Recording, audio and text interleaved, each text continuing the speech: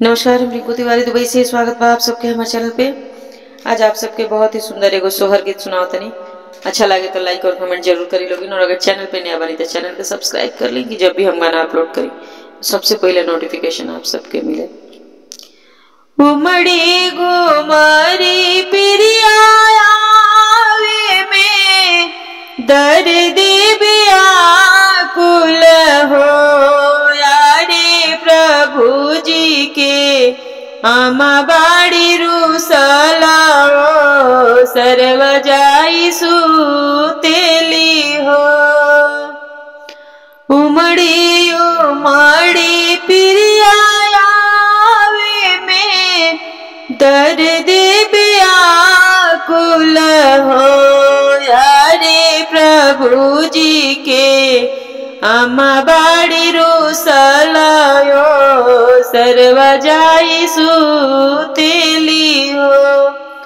आरे प्रभु जी के आमा बाड़ी रूसलाओ सर्व जाई सुतेली हो।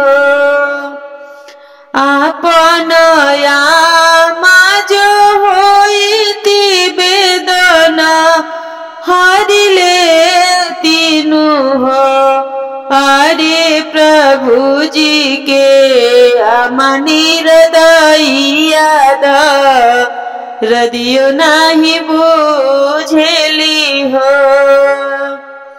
आपन आमा जो होइती बेदना हरिले तीनु हो, आरे स्वामी जी के आमा निर्दयिया दर्दियो न बुझेली हो। आरे दर्दिया के बालक हाली बेग जनमहु हो, आरे दतमना छुएला पसीनावाना एना नीर ढरेला हो। आरे दर्दिया के बालक हाली बेग जनमहु हो, मोरे दतवना चुएला पसीनावाना एना नीर बहेला हो। घड़ी राती बीतल पार राती अवरु आधी राती हो, आरे भोरे होते भैले होरिलवा महल उठे सोहर हो। आधी राती बीतल पहर राती अमरु आधी राती हो, आरे भोरे होते भैले होरिलवा महल उठे सोहर हो। आरे भोरे होते भैले होरिलवा महल उठे सोहर हो।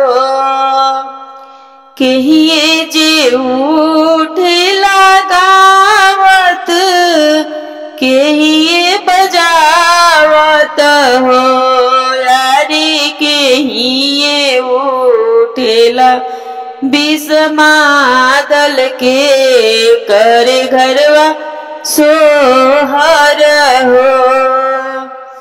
सासू जे उठेली गावत ननदो बजावत हो, यारे गोतिनी उठेली बिसमादल के करे घरवा सोहर होला हो।